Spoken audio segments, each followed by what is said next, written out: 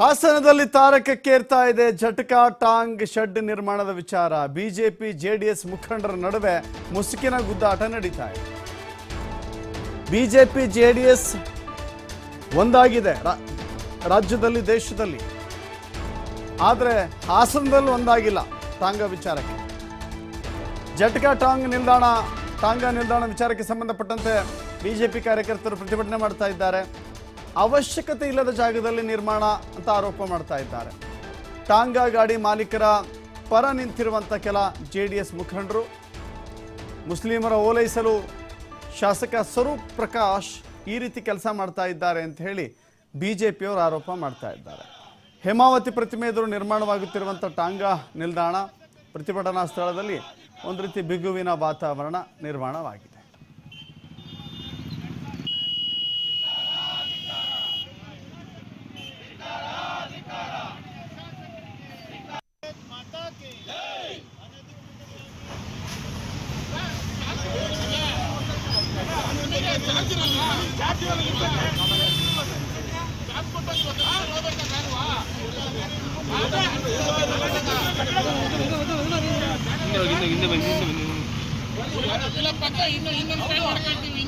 ಕಾಮಗಾರಿ ಶುರು ಮಾಡ್ತೀವಿ.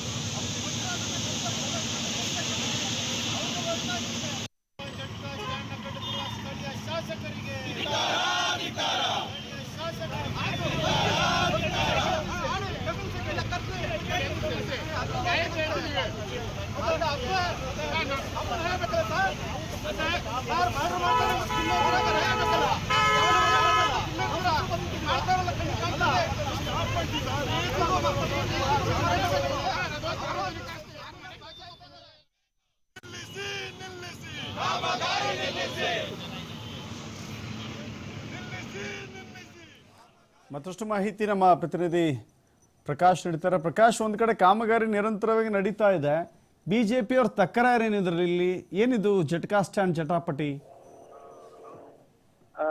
ದಶರಥ, ಹಾಸನದ ಎನ್ಆರ್ ಸರ್ಕಲ್ ನ ಏನು ಅಂದ್ರೆ ಹೇಮಾವತಿ ಪ್ರತಿಮೆ ಬಳಿ ಈಗಾಗಲೇ ಬಿಜೆಪಿಯವರು ಜಟಕಾ ಸ್ಟ್ಯಾಂಡ್ ವಿಚಾರಕ್ಕೆ ಸಂಬಂಧಪಟ್ಟ ಹಾಗೆ ಇವತ್ತು ಪ್ರತಿಭಟನೆಯನ್ನು ಕೂಡ ಮಾಡಿರುವಂತದ್ದು. ಒಂದು ಕಡೆ ಏನಂತ ಅಂದ್ರೆ ಬಿಜೆಪಿಯವರು ಈಗಾಗಲೇ ನಗರಸಭೆ ಜಾಗವನ್ನು ಒತ್ತುವರಿ ಮಾಡಿ ಅಲ್ಲಿ ಏನು ಸ್ಟ್ಯಾಂಡ್ ಅನ್ನು ಕೂಡ ಮಾಡ್ತಾ ಇದ್ರೆ ಅನ್ನುವ ಆರೋಪವನ್ನು ಮಾಡ್ತಾ ಇರುವಂತದ್ದು. ಇದಕ್ಕೆ ಸಂಬಂಧಪಟ್ಟಾಗ ಈಗಾಗಲೇ ಜೆಡಿಎಸ್ ನವರು ಅಂದ್ರೆ ಕೆಲವರು ಏನು ಜೆಡಿಎಸ್ ನವರು ಏನಿರ್ತಾರೆ ಅವರು ಅದಕ್ಕೆ ಸಪೋರ್ಟ್ ಮಾಡ್ತಾ ಇದಾರೆ ಅನ್ನುವ ಮಾಹಿತಿ ಕೂಡ ಸದ್ಯಕ್ಕೆ ಲಭ್ಯ ಇರತಕ್ಕಂಥದ್ದು. ಬೆಳಿಗ್ಗೆ ಇವತ್ತು ಎರಡೂ ಕಡೆಯವರು ಜೆಡಿಎಸ್ ಮತ್ತೆ ಬಿಜೆಪಿಯ ಇಬ್ರು ಒಂದು ಗುಂಪು ಏನು ಸ್ಟ್ಯಾಂಡ್ ಬೇಕು ಅನ್ನುವ ವಾದವನ್ನು ಮುಂದೆ ಇಟ್ಟರೆ ಇನ್ನೊಂದು ಗುಂಪು ಪ್ರತಿಭಟನೆಯನ್ನು ಕೂಡ ಮಾಡಿರುವಂತದ್ದು.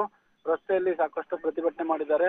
ಜೊತೆಗೆ ಏನು ಪೊಲೀಸರು ಕೂಡ ಸ್ಥಳಕ್ಕೆ ಬರ್ತಾರೆ. ಪೊಲೀಸರು ಬಂದಂತ ಸಂದರ್ಭದಲ್ಲಿ ಪರಿಸ್ಥಿತಿಯನ್ನು ಒಂದಿಷ್ಟು ತಿಳಿಗೊಳಿಸುವಂತಹ ಕೆಲಸಕ್ಕೆ ಮುಂದಾಗಿರುವಂತದ್ದು.